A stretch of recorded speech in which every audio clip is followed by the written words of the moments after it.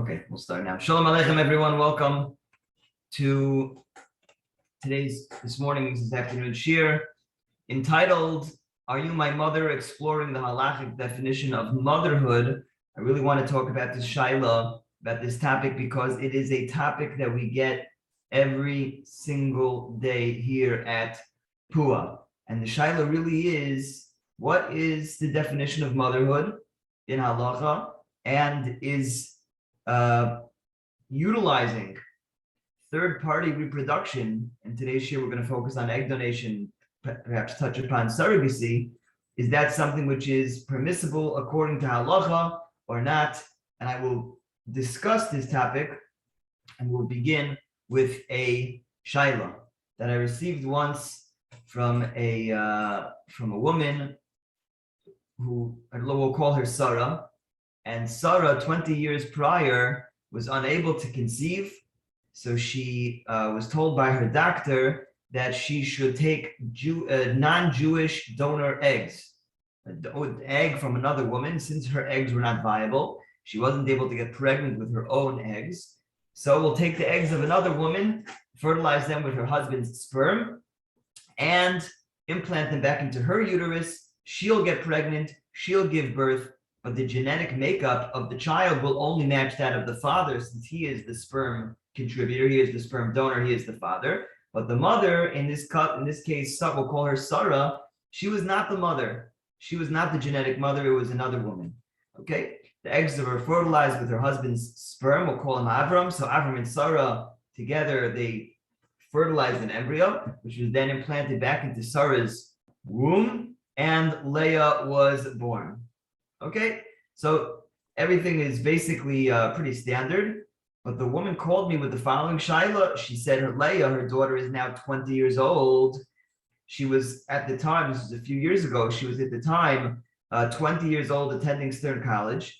She was about to begin shidduchim, and she just found out that her daughter, that she always knew that her daughter was born from a non-Jewish donor, but she just found out, she was listening to a shir online, and she found out that there was a machlokes about this, some type of controversy. She always assumed that since she was the woman who gave birth to the baby, the woman who carried the baby, gave birth to her, she always assumed the halacha that she was the mother. But she heard a shir that it's not so clear. Perhaps motherhood is defined not just the woman who carries the baby, not just the woman who is the gestational carrier, the woman who's pregnant and gives birth to the baby, but perhaps the mother is the one who has the genetic makeup of such of the child, which is the egg donor, which in this case is a non-Jewish woman. So this woman called me up, this mother who had never told her daughter this. Her daughter to this day did not know that she was born from a non-Jewish egg. So the first question that she asked is my daughter Jewish b'chlal? A good girl, from girl, Stern College, about to start shidduchim, is my daughter Jewish? If she's not Jewish, then she'll need to undergo a conversion, a gerus. We'd have to convene a bezdin, have a gerus. Once she's a giyores, so then is she able to marry a kohen? Is there a way that we could possibly carry out all these steps without the daughter knowing, because the mother was petrified that perhaps the relationship between mother and daughter, which at this point was very strong, perhaps this would compromise and it would shake it would shake the boat between mother and daughter, and she was very nervous about that. And then she had another question. I'm sure, unfortunately, these questions are anxiety-provoking questions with anyone whose child is in the parish of shidduchim. So you want to make sure that you don't even stack your plates to make sure that you're an eligible meshudach for the other party. And here, there's a question about potentially disclosing the fact that your daughter, your beautiful daughter, is a giyores. Not to say there's anything wrong of gerim, but unfortunately, the Metzias is in the world that sometimes gerim have a difficult time getting married. The fact that someone's a giyores, there's a giyores in the family, sometimes complicates the shidduch resume.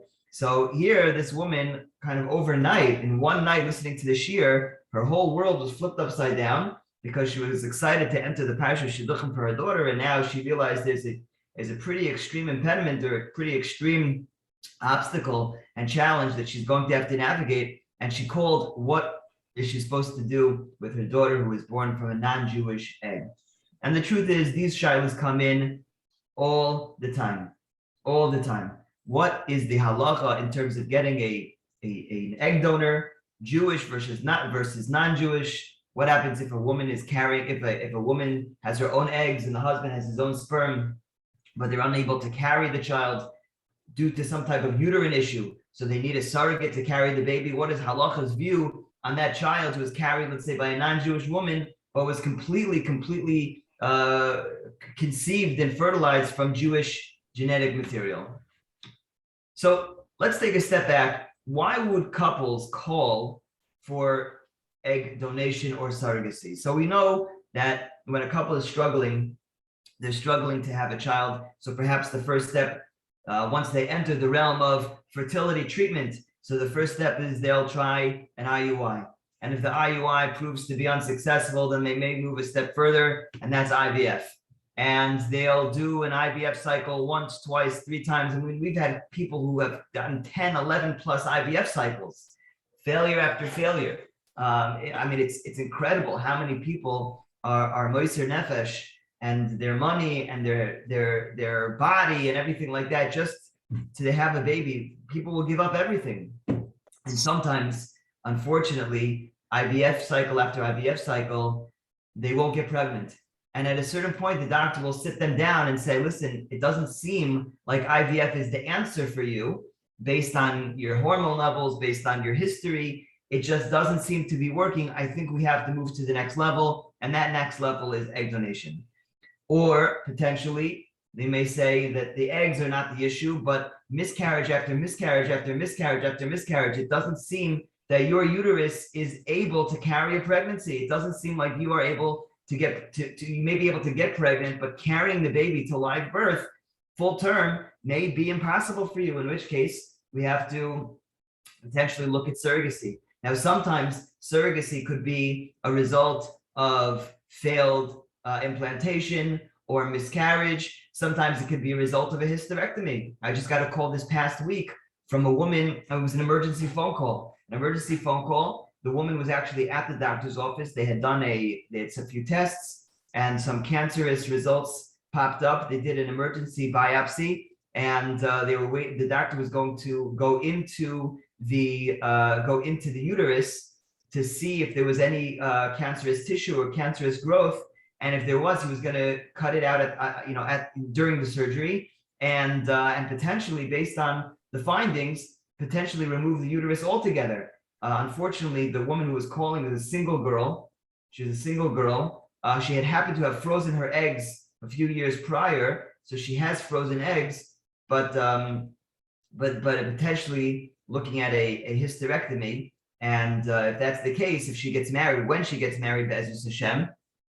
So if they never ended up calling me back. So I hope that they called me before she went into the surgery, knowing she wanted to give the doctor all the different piskei halacha, what would happen if they find this or find that. She never ended up calling me back. So hopefully, I mean, that's a good thing. Hopefully they didn't have to take out the uterus. But if they would have taken out the uterus, or if they did take out the uterus in the future when she gets married, so she'll have her own eggs, and she may be able to thaw those eggs and fertilize them with her husband's sperm, but she won't be able to carry the baby because she doesn't have a uterus. They took out the uterus as a form of pikuach nefesh to see to it that the cancer either was removed or prevented the cancer from spreading into the uterus. That would be a hysterectomy. That would be done l'shem pikuach nefesh, which you have to ask a shayla, but people often get very emotional with these questions. How could you remove my uterus? And really, we have to kind of bring them back to reality that your uterus is only good if you're alive. But if you're going to be dead, so what good does it have what good is it if you have a uterus? You have to remember that the primary cheshbon is that of pikuach nefesh, of hatzalas nefashos, and not of the uterus. We try to be makayim shnehem, but sometimes the situation is such that it's a shayla of pikuach nefesh, and we have to do everything in our power to see to it that they can stay alive. But anyway, sometimes egg donation is a real issue. Sometimes surrogacy is a real issue, is a real necessity. Sometimes couples need egg donation and surrogacy. I don't know if I told you, but I'm dealing now with a couple in Lakewood they were set up by a shadchan who knew that they both have issues, fertility issues. He, because of a childhood illness, he has no testicles, which means that there's no chance for him to produce sperm. He has no testicles, and she was born without a uterus and without eggs. So in order for this couple to have their own baby, they would need egg donation because she has no eggs. They need a surrogate because she has no womb, she has no uterus. They're also going to need a sperm donor because he has no sperm. So you think that they should just adopt. So they actually looked into adoption for a number of years and they were not successful. It's actually very difficult to find a Jewish child to adopt. But I'll tell you what they're doing now. She flew, I don't remember if I mentioned this, but she flew down to Texas, to Baylor, and she called me after she came back. She was cleared as a potential candidate for a uterine transplant. So hopefully, if everything works out, she will be matched with a uterine donor. She needs to still produce eggs and sperm, so we're going to need an egg donation and a sperm donor to create the embryos.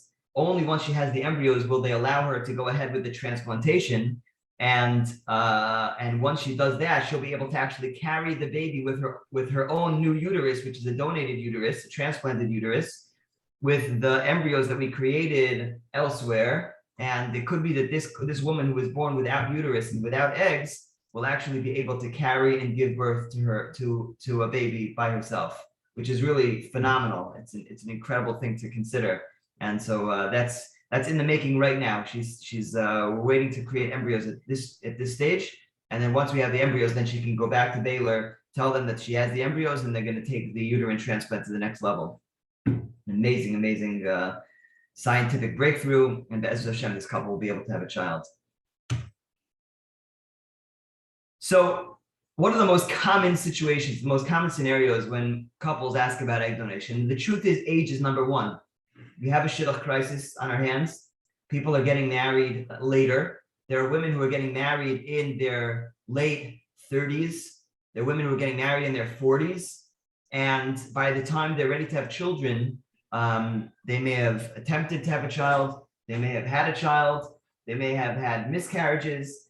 But whatever the situation is, due to their advanced age, they're trying to conceive. They're not successful in conceiving. And very often the doctors will tell them, if you want to get pregnant, we have to look towards an egg donation in order to actually get pregnant. And that is one of the main reasons why women inquire about egg donation. On the other side of the spectrum, you'll have very young women. You'll have very young women who are calling about egg donation because they have something called premature ovarian failure, or now they call it diminished ovarian reserve. And this is, for whatever reason, doctors do not have a good explanation as to why women undergo or experience premature ovarian failure. But the concept is, the idea is that even though a woman is a young girl, 20, 21, 22 years old, nevertheless, she has an ovarian reserve of a 60-year-old woman. And just like a 60-year-old woman is not going to be getting her period and she's not going to be having ovulating and she's not going to have a robust ovarian reserve, so too this woman, this young woman, may also experience such a thing. And it's a devastating diagnosis when a woman has premature ovarian failure, because she's a young girl and she is unable to conceive by herself. She's going to need an egg donation. And then we have some type of examples of genetic illness. Women who have something called Fragile X syndrome. Fragile X is a dominant genetic disease, which can create, which could cause some mental retardation and some major, some major handicaps. And sometimes women who have Fragile X syndrome will also experience diminished ovarian reserve. Turner syndrome, we get the shaila many times. Women who have Turner syndrome is when a woman doesn't have all of her chromosomes. Let's do a pop quiz. How many chromosomes does a healthy human have? Pop quiz. 23. 23 times 2 is 46. So she gets 23 from the father, 23 from the mother. So a healthy human will have 46 chromosomes. A Turner syndrome woman has only 45 chromosomes. Instead of a woman having the last two sex chromosomes XX, she only has one X. So she's lacking that 46X, that 46 chromosome, that last X. And the way that manifests is that she does not have ovarian function. Her ovaries don't work. She does not have eggs. So when a woman is born with Turner syndrome, we kind of know from the get-go, although there's a spectrum of how much Turner syndrome, but for the most part, a woman who has real Turner syndrome, she will not be able to conceive because she doesn't have eggs, doesn't have ovarian function. So we know that a woman who's dealing with Turner syndrome, egg donation really is the only eitzah for her to get pregnant. And there's on the flip side, not that she doesn't have any eggs, but a woman who has Meyer-Rokitansky syndrome is a woman who's born without a uterus. So it's very it's not common, but in the world of Pua, when we get these phone calls, it's not uncommon to get a phone call from a mother, from a father, or from the woman herself saying that my child or I was born without a uterus.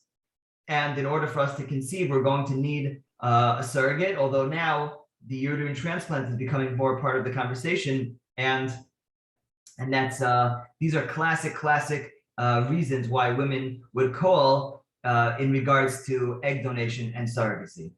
Any questions before we go on? Okay. What does the egg donation treatment process look like? So the egg donation process looks exactly like a regular IVF cycle. A regular IVF cycle is what we're talking about. The only thing is that this uterus and these eggs that are coming, that in an egg donation situation, are not the genetic mother. We'll call Avram and Sarah, we'll call them our couple that we're discussing. We'll say Sarah has premature ovarian failure, she's a young girl, or let's say Sarah is a 47-year-old woman who just got married, she's 48 years old, she just got married for the first time, Baruch Hashem, it's a tremendous simcha. And this woman, Sarah, and her new husband, Abraham, both 48 years old, are looking forward to starting their family together. And they try, they're unsuccessful. The doctor runs their numbers, their hormone levels, and they're just way too high or way too low. It's clear scientifically they're not going to give birth. So they need to do an egg donation in order to get pregnant. So this uterus over here, these ovaries, where they're going to extract the eggs from, is not Sarah. It's a woman named, I don't know, let's think of another name. It's a woman named Rachel. These are Rachel's ovaries. We take the eggs out of Rachel, and in the lab, we fertilize them with, we're going to skip this. We fertilize them with Avram's sperm. We have this fertilized egg, and instead of putting it back into the ovaries, this womb, like just the adjacent womb, we implant the embryo into Sarah. So Sarah is going to be getting pregnant. Sarah is going to give birth.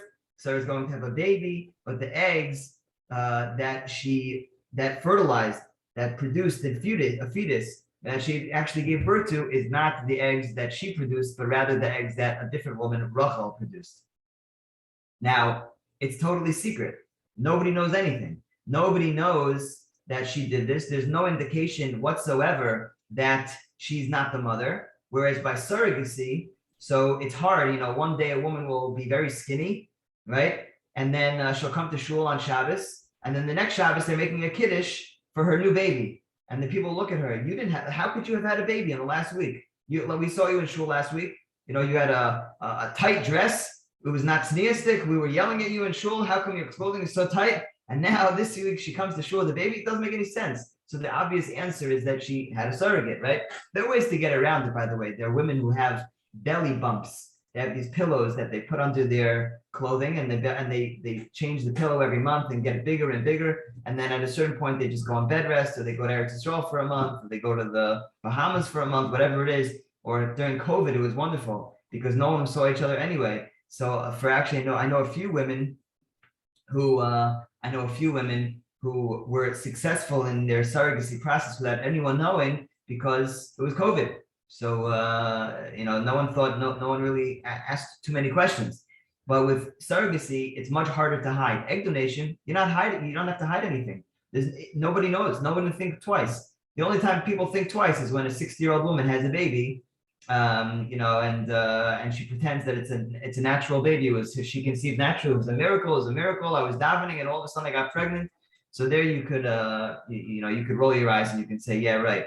It's impossible for this. It's highly unlikely for the 60-year-old to get pregnant by herself. More often than not, these older women are utilizing egg donations and getting pregnant that way.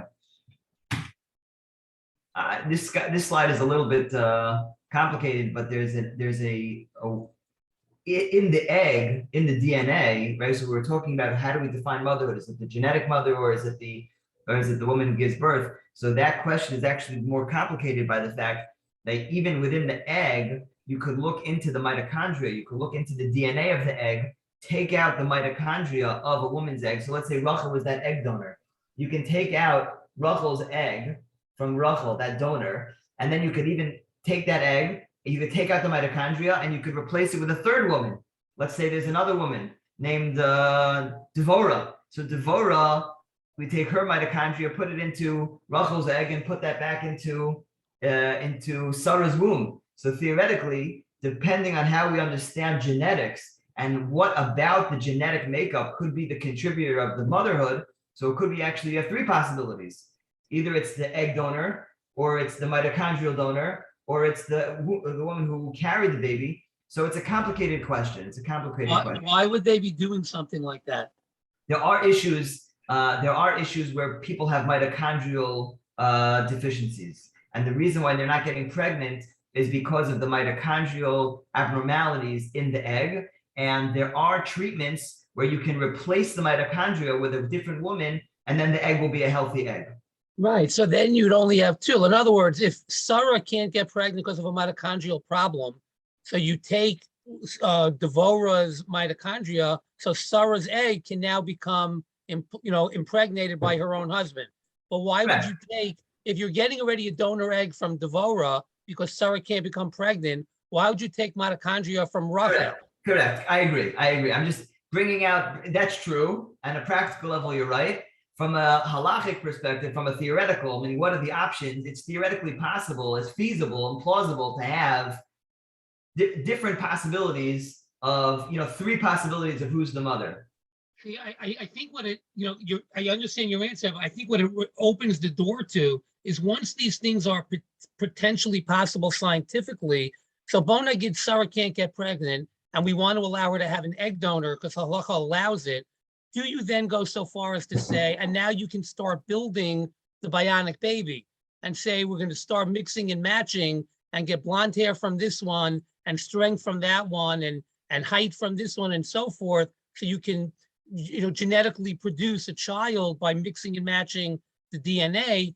Whereas that's not just, all right, you want to have a baby, so you can get an egg and pick somebody that you think has a good egg, and that's all you can do, as opposed to building out Mr. Potato Head type of thing and mixing and matching all of the mitochondria and so forth.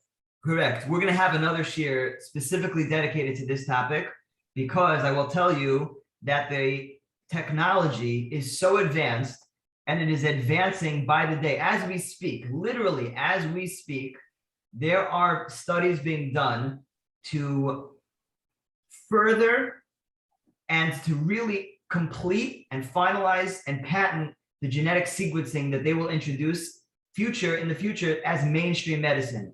The possibilities are so remarkable in the world of disease that they are working on looking into the gene sequencing and cutting out cancerous genes. They're cutting out other genes that are, with the proclivity or the chances of this child getting sick. They've already done it with HIV. China has already produced a baby with the genetic sequence who is immune to HIV. Okay, so this child will be unable, the body's genetic makeup is incompatible with the HIV virus. So they've already done it. They've created a baby immune to HIV. They're doing it with the BRCA gene. The idea is that down the line, and this is not for our great grandchildren. This is literally, this is on the cusp. This is really, really around the corner. introducing ethical ways to alter the genetic sequence to allow for us to live longer, healthier lives. And the major ethical issue is once we're doing that, and the slippery slope that it will create when we're dealing with, well, I want my child to be successful, I want him to be intelligent, I want him to be tall, I want her to be blonde, I want him to be beautiful, I want her to, and what's the, where do we draw the line? But the technology is mamish here. It's being worked on as we speak, and it will be introduced into mainstream medicine in coming weeks, months, years. Shlav. It's really, really amazing. Scary, There's a but big difference. amazing. There's a big difference between avoiding cancer, Dugma, and saying I want my son to be a quarterback. Yeah, true. I'll give you an example. I just give you an example. And I wasn't prepared to speak about it, but it's an amazing example just to get our minds thinking. There was a case in Israeli Supreme Court, I believe, a few years back, of a couple. I don't know how to say this politically correct, but there were two midgets. I don't know if we call them dwarfs or midgets. I'm not sure. Maybe Rabbi Slobodar. What's the politically correct way of referring to them? They're called small people. Small people. Okay, that's politically correct. I would have thought that was obnoxious, but anyway, goes to show. Anyway, so small people. There was a couple of small people, a couple, a husband and a wife, and they wanted. Now, the reason why they were small was because of a genetic abnormality. The reason why they were, abnormally short was a genetic abnormality. It's in their genetic makeup. So they had an idea. They wanted to have children, so they wanted to do IVF. Okay. And genetically alter the genetic makeup of the child, of their future child, to see to it that the child, the only embryo that they're going to be putting back into the uterus is the embryo which has the defective gene, which will cause short people syndrome, whatever you call it, which will call dwarfism, which will create another small person. Why? Because their whole house is small. Their seats are small, their tables are small, their toilets are small, everything about their home has been custom tailored to their small lifestyle. And therefore, they wanted to bring a child into the world that was just like them. However, if you look at that child objectively, that child has a genetic abnormality. So they wanted to utilize medicine for their purpose. They were doing them a favor. They're doing them a real favor, and they thought this was the best thing to do. But objectively, you're bringing a child into the world with a genetic abnormality. Is that ethical? Is that not ethical? Is that something that the doctor should be involved in or not? Depending on how you look at it, it's either ridiculous, absolutely ridiculous, and and unethical, or you shift your perspective into their lives and you say, wow, having a child who is double or triple their size could be very, very complicated. Could be very complicated for them. How are they going to pick up their kid? How are they going to do this? How are they going to do that? How are they going to manage? So, this is one case of there's two sides to every story, and what's ethical, what's not ethical, what's objective and subjective gets a little bit blurred sometimes. Interesting case, no? Wow. It's similar to a case in the Sefer Shutpua that you sent around to us. So there's a case that you talked about. Really, those are cases where there's a set of chuvos really dealing with whether or not a single woman should be able to, an Isha Ravak, should be able to have children. Right. But it was a case that they brought where somebody was a nurse of some kind and working with individuals with special needs.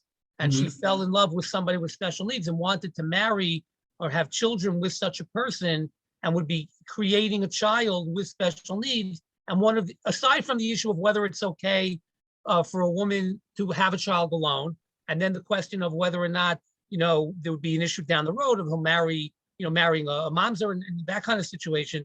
But whether or not to have a child who you're bringing in a child who's old to have a disability is brought up in those chuvos. It's in the Sefer that you sent around. So really, really not pushing. These questions are really serious questions and not as black and white as we would have, as Rabbanim like to paskin. We prefer things to be a little bit more black and white. This is really gray. So here's the real question, and really what it boils down to from a halachic perspective is, who is the mother? Is it the egg mother, right? Is it the one who produces the eggs, who contributes the eggs, who has the genetic material? Or is it the woman who's actually pregnant, the woman who carries the baby, the one who gives birth to the baby? Is she the mother? I didn't have a sneistic picture of a pregnant woman, so I just put the pickles and ice cream. I figured that will do for pregnancy. Okay, so what does the halacha say about it? So it's fascinating. I'll just be makdim. I never saw it inside, but I've heard, I think Rabbi Weitzman and other rabbanim from Pua say in the name of Rabbi Shlomo Zalman that Rabbi Shlomo Zalman Auerbach used to tell people that he could bring you a raya from the Gemara on any shaila that you ask. Rabbi Shlomo Zalman was able to bring you a Gemara that would shed light and paskin the shaila at hand. Chutz except this shaila, the shaila of who is the mother when we divorce what we normally consider to be motherhood. Motherhood typically is the woman who gives birth to the baby, and typically the woman who gives birth to the baby is the same one whose egg was used to that conceived. Right, the egg that was fertilized is the woman who gives birth. It's usually one person, but here with this technology, we're able to divorce and separate the two, where you have one egg mother and one birth mother. So in such a case, what is the halacha? So some posting the Tzitz Eliezer and others, they look at this Gemara in Seitin Daf Mem Gimel and Beis. Amar Rabbahu Yalda Shesivcha Bizkena, Batla Yalda Bizkena ve'ein ba din arla. You take the young shoot with the old stem, you put them together.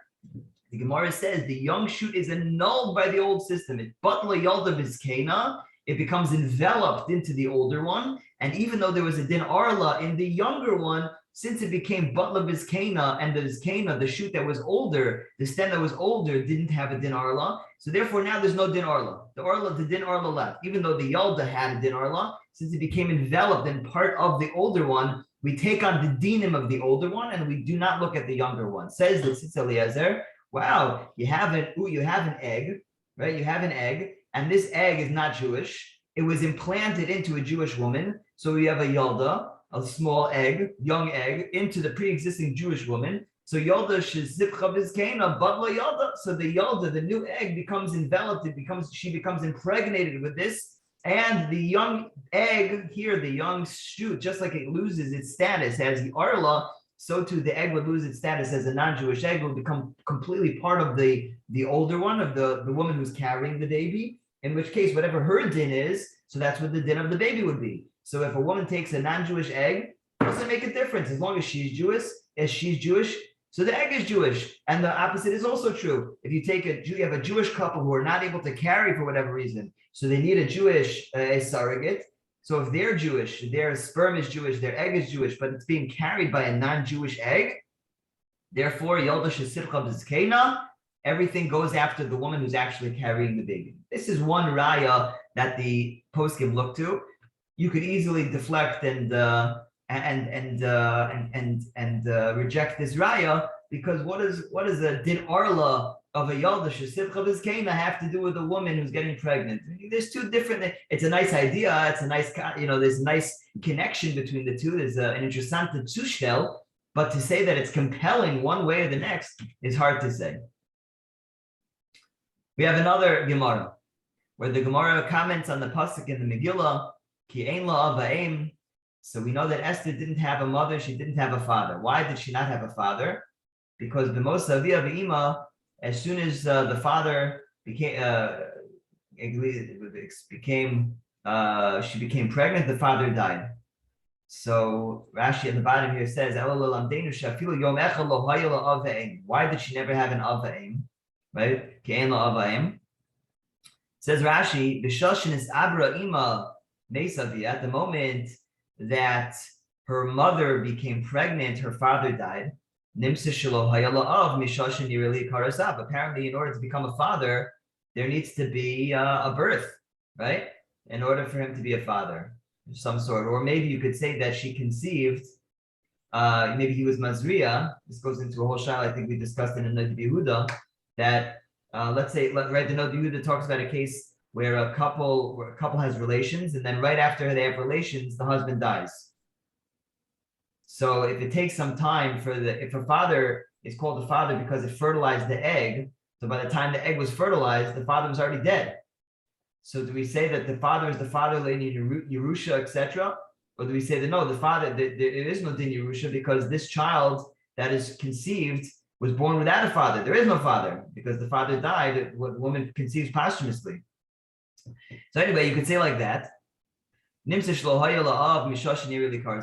Okay. But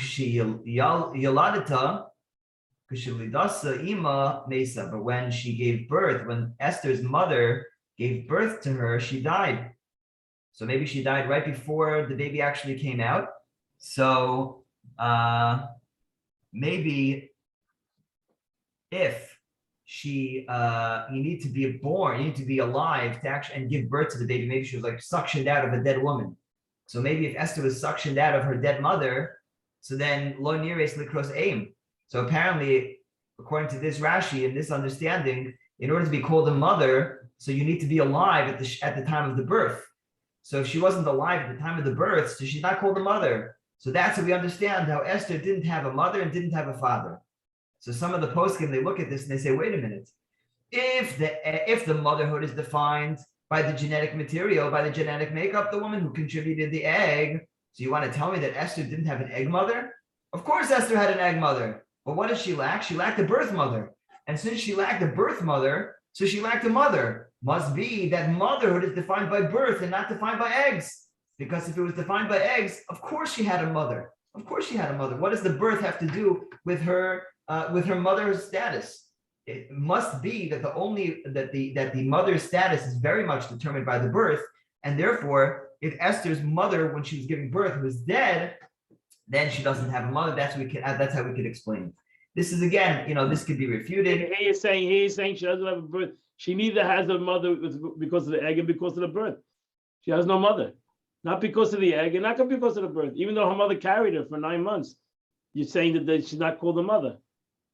In other words, if the egg mother is kovea, if we were to tell you that the egg mother is kovea, a woman takes a non-Jewish egg and she gives birth to it, a good Jewish woman, good Bas Yisrael gets pregnant from a non-Jewish egg, and then she gives birth. So if we were going to say that the baby's not Jewish because the egg mother is the mother, so then would we say the same thing? Would we say this is correct when it comes to Esther?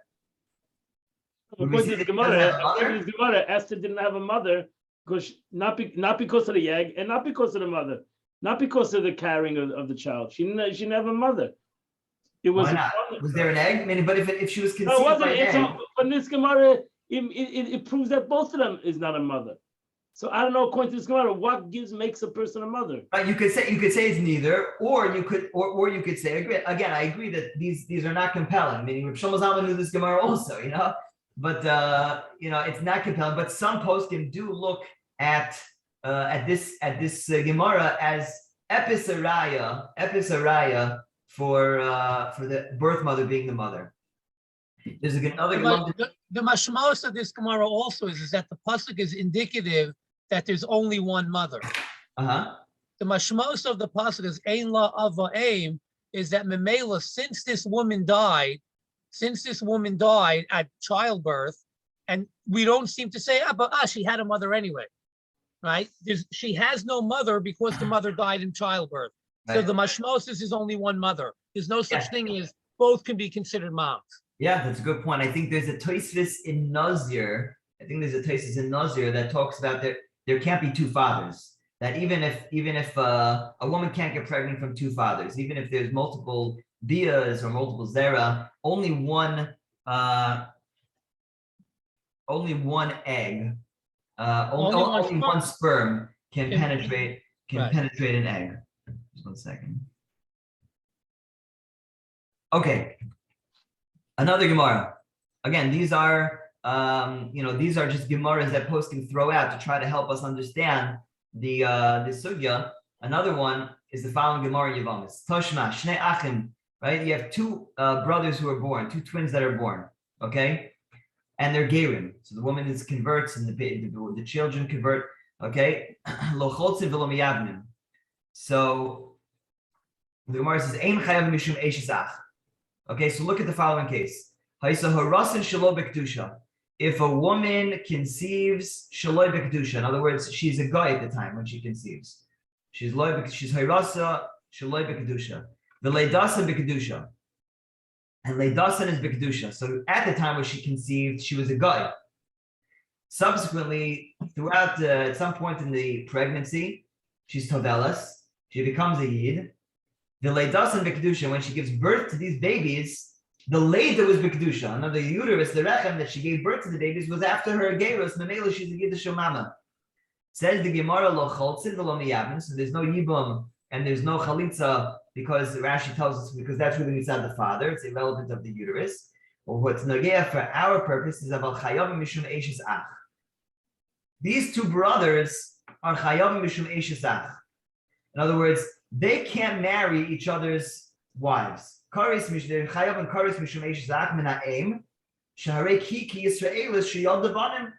like a regular woman that has twins, and their sons, are brothers, and their brothers are usher and eishes ach.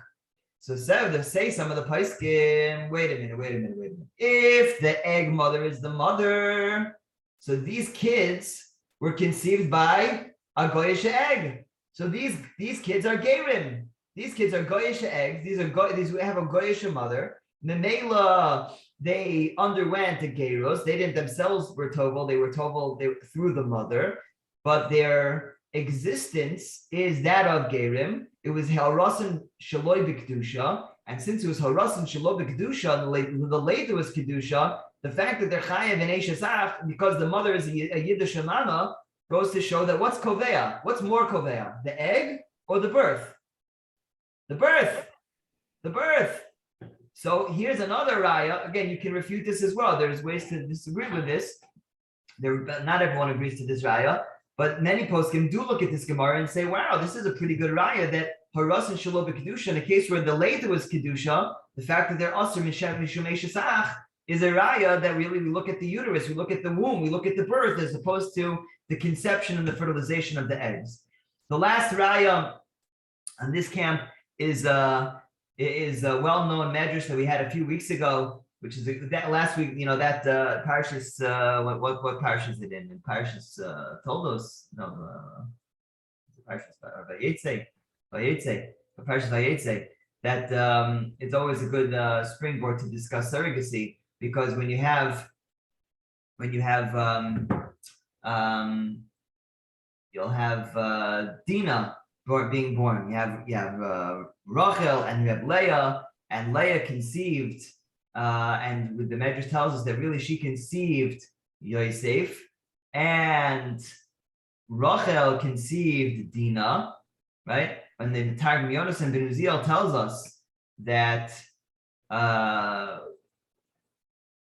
that Leah saw Baruch HaKodesh that she was going to have more than her portion. If could train shifting Hechama Dinafka Min Chadam and Amsa Shmiya Min Kadam Tzlus the Leah, she davened that there should be a switch, that Leah shouldn't have another boy, and really Rachel should have a boy. The Leah is Chalfu Ubraya B'Mehon. And what did HaKadosh Baruch Hu do? He listened to her tefillah, and even though Leah was pregnant with Yosef, and at the time Rachel was pregnant with Dinah, so HaKadosh Baruch Hu listened to the tefillahs of Leah, switched to the Ubrim, is Chalfu Ubraya B'Mehon while they were in utero, the Haviyoiv Yosef B'Mahad Rachel B'Dinah B'Mahad Leah, and everybody knows, even a young school child knows, that Rachel is the mother of Yosef and Leah is the mother of Dinah. But we know that that's not true in terms of their conception, in terms of their fertilization. That the fertilization of Dinah took place in Rachel's womb, and the fertilization and the conception of Yosef took place in Leah's womb. And nevertheless, we refer to Leah as the mother of Dinah and Rachel as the mother of Yosef. Rav Ruvain Feinstein told me that this raya is mukhrach. That's what he told me. He said, this is a compelling raya that we look at the birth mother, we look at the woman who actually gave birth, and Rachel gave birth to Yosef, therefore it's Yosef ben Rachel, and Leah gave birth to Dinah, so it's Dinah bas Leah. End of story, sof pasuk. That's what Rav Ruvain told me. And but again, you could argue on the authenticity and the halachic status of such a medrash, whether the kavanah of Chazal and this medrash was to thereby paskin a shaila in a case of surrogacy or egg donation, you could seriously question that. On the other camp, there really aren't too many explicit rayas that you could draw from Gemaras to support the other camp. But maybe you could look at this Gemara Nida and Daf Lamed Aleph, that we know that the child is made up of different components, genetic components, and the father makes his contribution, right? The zera is mazriah haluban shemimenu atzam is beginning with tzipornayim u'moach sheberosho v'luban sheba'ayin, that the white substance contributes to the makeup of the bones and the gidim and the tzipornayim, and the moach sheberosho, the brain, v'luban sheba'ayin, and the ima's contribution, the red substance, contributes to the or, to the skin, and basar, v'sairos, v'shachar sheba'ayin, and HaKadosh Baruch Hu kind of brings it all to life. Nosim bo ruach v'neshama v'kaster panim v'riyas ha'ayin v'shmias ha'oizim v'dibur peh v'hilach reglayim v'vina v'haskel. So we see that even from the genetic makeup of the genetic contributions of the father and the mother is integral in the production and the creation of the child. So perhaps the zera shel aviv is really important. And the ima, it says the red, but that which the woman brings to the table is also important in the creation of the child, and therefore maybe we should look at the genetics more than the gestation. I'll tell you, I once had a conversation with the Sephardi Rav, the balabas in his community was azospermic. He didn't have any sperm, and he said that. And I told him the only way for him to get pregnant is a sperm donation, so we have to speak to your Rav about it. And I spoke to the Rav at length. And the Rav was matir. His Sephardi Rav was matir. Rav in New York, very chashuv, a famous Sephardi Rav. We hang up the phone. I'm about to call this patient to tell him the good news that his Rav did permit the sperm donation, and quickly I get a call back from the Rav, and the Rav says, "I take it back. I say it's aser."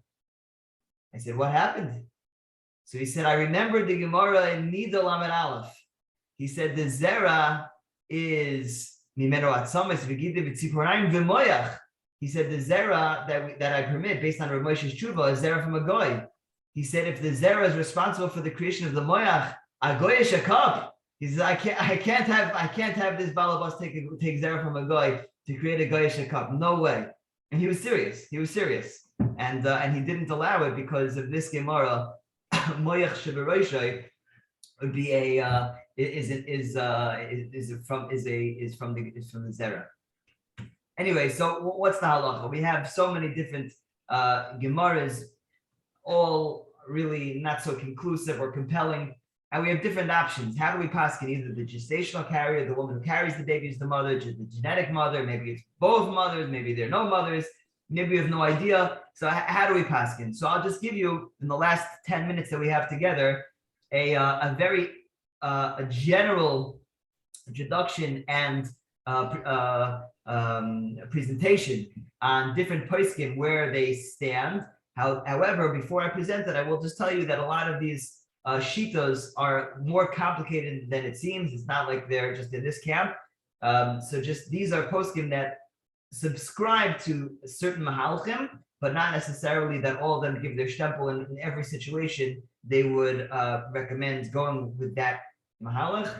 So this is just for our knowledge internally. But before taking this to the halacha lemaisa level, we'll certainly we'll have you can call me Rabbi Weitzman, Rabbi Krohn, or whatever. We could have more discussions. Rav Zalman Nechemia is one of the shitas that felt that the birth mother is the mother. Rav Tzitz Eliezer as well. Rav Mendel Shafran, unfortunately, these two have passed. Rav Mendel Shafran is a posek in Bnei Brak. I think he's a Ger Chassid. He is of the opinion that the birth mother is the mother. Rav Sternbach, although he's not necessarily comfortable with the psak, in Din, he seems like this is the most reasonable. Rav Ephraim Greenblatt,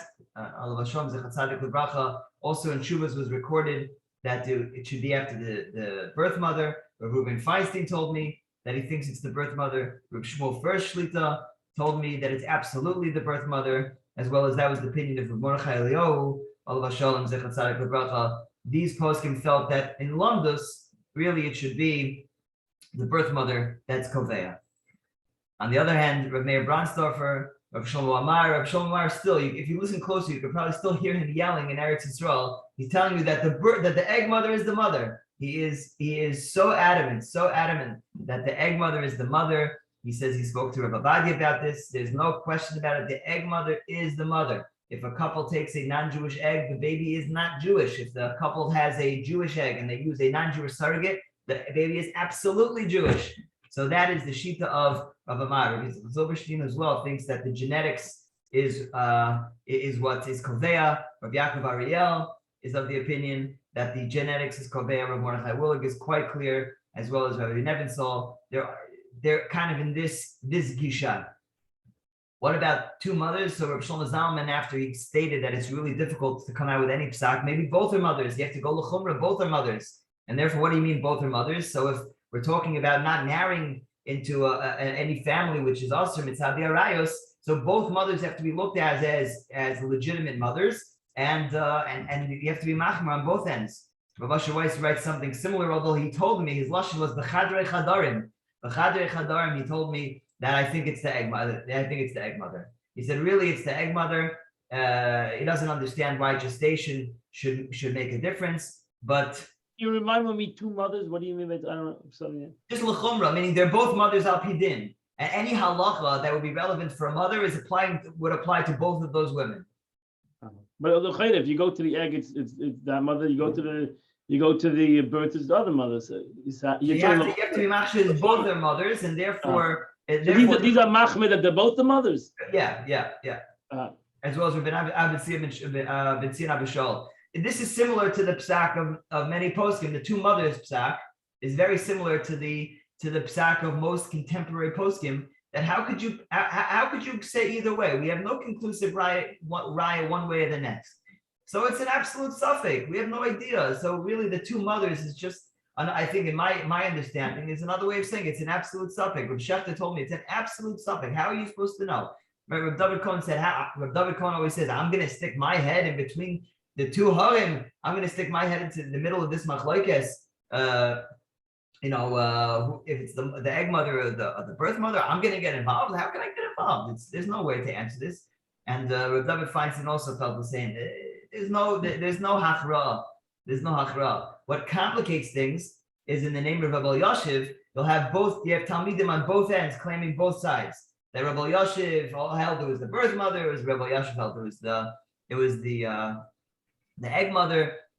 So it's clear that Rabbi Yashiv was choser, but since there's so much ambiguity in his psak, it's hard to pinpoint Rabbi Yashiv's shita. And similarly, Rabbi Avadia, it's difficult to say what Rabbi Avadia's psak was because we have different talmidim, even different children, claiming that Rabbi Avadia said different things. He does not write about it clearly, although beyond the prolific writer, beyond what he wrote and just the incredible tshuvas that he authored, and lengthy tshuvas and on every topic. This topic is one that he didn't write too much about, so there is room for ambiguity. And Rav Shlomo Amar is the one who's really putting out his shita, saying that he spoke to Rav Maran, he spoke to Rav Avadia, and who agreed with him that it's the egg mother. But since there's so much ambiguity in the matter, it's hard to pinpoint what exactly Rav Avadia's shita was.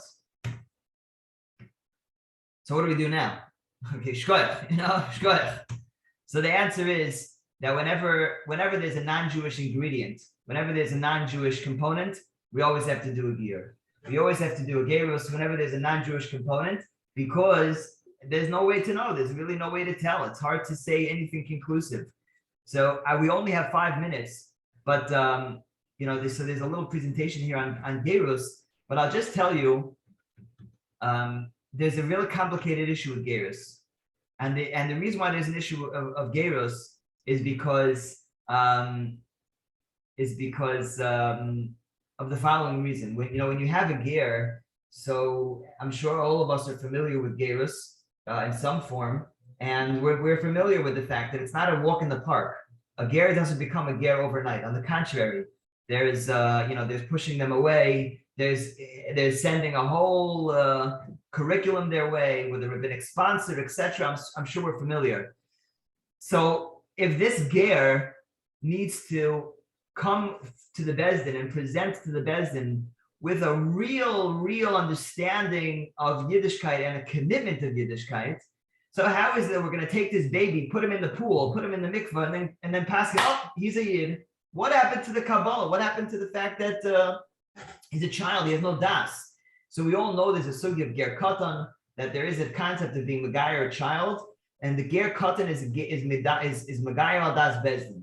So bezdin is essentially taking responsibility for this baby, for the gerus, and we're sending the baby home with the parents. But then we need to know that the parents are going to raise the baby in a kosher way, in a frum way. What happens, which is unfortunately all too often, when you have an irreligious couple, or for the Lubavitchers amongst us, for the not yet religious. I heard that the Lubavitcher Rebbe wouldn't call them religious, the not yet religious, the not yet Shomer Shabbos. So what are we going to do with the not yet Shomer Shabbos Yidden who are coming to us because they need a fertility treatment, they need a surrogate, they need help, they need an egg donor? So we're going to say, okay, we'll do a non-Jewish, but we'll do a gerus. Wait a minute, we're going to do a gerus. You're going to take this child, and on Saturday he's going to be watching cartoons, he's going to be eating pork chops. This is not, why should we do a gerus for this baby to be a Machal Shabbos and to be Eichel, Neveos, and Treifos? Absolutely not. And Halacha L'maisa, the Bezdin in Eretz Yisrael, the Bezdin, but they did in America, they will not carry out a ger katan unless the family is frum. Now, frum may mean something different to you and to me and to everyone on this call. So there is somewhat of an objective a definition of frum. And if you look here, the 4 items listed on the left-hand side, there needs to be some level of Shmir Shabbos, some level of Shmiras Kashrus, some affiliation with the shul, and an understanding that the child will go to a Jewish day school. Now, these are the 4 items, these are the 4 categories that really speak of their public demonstration and dedication to the Jewish people. Does the couple have to keep Taras Mishpacha? No, because what they do in their bedroom is their business. So you can have a couple that doesn't go to mikvah. They'll still do the bezin will still do the gerus. But if this child doesn't know what Shabbos is, this child's going to public school and not getting a Jewish education, and they're not even affiliated with the shul, how are we supposed to assume there's going to be somewhat of a Jewish infrastructure in this child's life? And therefore, there is a baseline level of Yiddishkeit that we need to see with the parents in order to go ahead with the gerus. And this does present an issue with many couples who are mamish not frum, who are not ready to take the leap of keeping kosher and keeping Shabbos, even in any way, even if they're affiliated with the shul. Very often they are affiliated with the Chabad, and they'll send to the Chabad school. But if they're not Shomer Shabbos, the kid is not going to be keeping Shabbos or kashrus. It's very complicated for the Bezdin to go ahead with this gerus. So it's a very difficult issue when we're dealing with non-Jewish eggs or non-Jewish surrogates when we have a non-frum couple. Additionally, when you have a father who's a Kohen or a Levi, and he's going to have a non-Jewish egg, which is going to have a gerus, so it's going to be very awkward when this kid becomes bar mitzvah, and everybody knows that Mr. Kohen, Mr. Katz, is the shul's Kohen. He's the shul's, he's the one who goes to the Ola Laduch and every Yontif. If it's Sephardi, it's even worse. It could be on Shabbos, and if it's in Eretz Yisrael, it's even horrible. It magnifies it and highlights the fact that this child won't be a Kohen. If the baby's a ger, if the baby had a ger as the chumrah, then the baby can't be a Kohen. Can't be a ger and a Kohen. You can't have your cookie and eat it too. So, what are you supposed to do in these cases? We certainly recommend that the children, that the couple should take a Jewish egg and not a non-Jewish egg. I'll just close with one shayla. I know it's 10 o'clock, but there's more to talk about. Maybe we could have a part 2. But I got the following shayla. We'll close with this. And if anybody knows who this is Rabbi Zon, Rabbi Chanan Zon, who's the head of the Chevra Kadisha in Queens, where I used to live, and he's responsible for Chevra Kadisha stuff all over the world. So he called me once with a shayla. I said, Rabbi Zon, what are you possibly calling me with a shayla? You're a Talmid Chacham. He said, I have a couple that was using a non-Jewish surrogate, a Jewish couple, and they were pregnant with a non-Jewish surrogate. And unfortunately, the woman miscarried the baby. And the baby was pretty far into the pregnancy. So the nafel was a developed nafel. So we need to bury this nafel. But I don't know where to bury. Do I bury the baby in the Jewish cemetery because the genetics of the baby were Jewish? Or do I bury the baby in the non-Jewish cemetery because the baby was being carried by a non-Jewish woman? I can't do a gerus because unfortunately it's a nafel, it's a dead child. But I need to bury somewhere, and you can't bury a goy in the Yiddish cemetery, and I can't bury a Yid in a Goyish cemetery. So he said, Rabbi Siegelman, where am I burying this child? An unbelievable shayla. So I remember I just told him, Rabbi Zon, that is an awesome shaila. It was an amazing shaila, but depending on how you paskin these shailas, that's going to be kaveya. Another question that comes out is do you tell? And this is what couples struggle with all the time. Couples who do go ahead with this third party reproduction, do you tell? How do you tell the child? Do you tell the child? Rabbi Willig always says the same thing. Rabbi Willig always says, this is not a shaila for a rav. This is a shaila for Dr. Popovitz. This is a shaila for the therapists, for the psychologists. What's best for the child? What's best for their development? And there's so much more that we could talk about, especially when it comes to shidduchim. But we have to end. And I wish everyone a good tavach, a good week, and I look forward to continuing this conversation because it is just so relevant. Maybe we could have another class next week or something on the halacha lemaisa, how we deal with these issues. Yeah, and you never told us what you did with the woman, with the girl from Stern College. So with that case, hold on, let me stop the show so it's you all. So with that case, I spoke to a number of rabbanim and some leading gedolei apostles. So I actually sat down with Reb Zalman Nechemi about this one. And Reb Zalman Nechemi says that given the circumstance, he said that she does either. He said you could do one of two things. Either you could be magayer her l'chumra, but he said, but it's such a chumrah that you don't even need to tell the other party. You don't need to. And meaning the mishudachim. And if he's a kohen, she can marry the kohen 100%. That was one option. And he said if that's too difficult, he said you could just leave it as is and rely on the poskim that hold that the birth mother is the mother. And since she was the birth mother, there's nothing to talk about. So based on his psak, and I spoke to Reb Nachum Borstein at Pua, Reb Shmuel first, who all are of the opinion that the birth mother is unequivocally the mother. So therefore, that's how we went with that. So you're basically asking the birth mother is the mother. She had a right to rely on those poskim. Okay. Given the situation, I've done this. I had a Lubavitcher call me, and if anyone has to leave, I feel bad. Please leave. I don't want to take anyone's time. But I had a Lubavitcher Rav call me. He has a day school, and he had a few boys and girls in the day school from his family. And then the family gave birth to another child, but with a surrogate, a non-Jewish surrogate. So they're not Shomer Shabbos, they're not from, but they had 3 or 4, let's say 3 children already in the school. And the mother wanted to sign up her 4th child to the school, but the problem was this 4th child was born from the non-Jewish surrogate.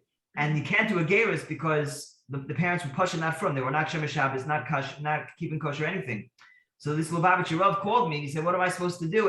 He said, if I don't take the 4th child, the mother's going to pull all the children out and she's going to pull all them out and she's going to put them all in school, in public school. But he said, but we have a policy in our school. I can't take a non-Jewish child. So if this child is a Suffolk Jew, I can't take her in the school. I think it was a girl. So I said, let me call Rav Amar. So I called Rav Amar and he said, I've already written the tshuva. I'll send you the tshuva. I already written the tshuva about this exact same case. I'll send you the tshuva. So Rav Amar sent me the tshuva and he wrote, it was for a different Rav, maybe a different Lubavitcher Rav, but he was mamish the same child, Benogeya to this Rav who had a day school, and there was another child who was mamish the exact same shaila. He sent it to me. He said, put this in your records. He said, take the child in the school. The child's Jewish, 100%. There was the Jewish egg. The baby's Jewish. So the Rav said that's enough for him or his board or whoever was running the school to say that I can rely on Rav Amar. I have it in writing. The child can come to the school. Yes, I'm now just listening on both sides. Yeah. So listen, these are cases of shasel chak. We don't fish for psakim, but in cases of shasel chak, we look to our poskim. Especially, you look to whichever posik is in your community, whichever makes most sense. But very often we always try to, in these cases, to try to go with the Jewish egg to avoid all the shilas of gerus and whatnot in the future. Is it easy to find the Jewish egg? Is it easy to find the Jewish egg? It is. It is actually relatively easy to find the Jewish egg. It is extremely difficult to find the Jewish surrogate. In America, it's easy to find the Jewish egg. We have a number of different leads to Jewish eggs. We do not have many leads to Jewish surrogates. What about Jewish sperm? What about Jewish sperm? We don't use Jewish sperm. I think we have another topic, another shear on sperm donation, but we generally stay away from Jewish sperm. Okay, thank you. We don't like Jewish sperm. Okay, Rabbi Isai, have a wonderful day. Hatzlacha Rabba. What did Rabbi Zone end up doing? Where did What? Rabbi Zone end up burying? What did Rabbi Zone end up doing? We buried the baby on the outskirts of the Jewish cemetery. on the outskirts of the Jewish cemetery. Yeah. There was also another suffix there that there's a machlokas Rishon whether a nafel requires kvura b'chlal. There's many shittas in Rishon that hold the nafel doesn't even have a din kvura. So it could be that we didn't need to bury him altogether, but it would not be bakavadik if it was. So maybe it would not be so bakavadik if it was mamish in the Jewish, but it still wouldn't be in the non-Jewish. It would be not bakavadik. So mamish on the gvul of the Yiddish cemetery. That's where they buried him. I would love if we can continue this conversation in another class, because this is something that comes up constantly.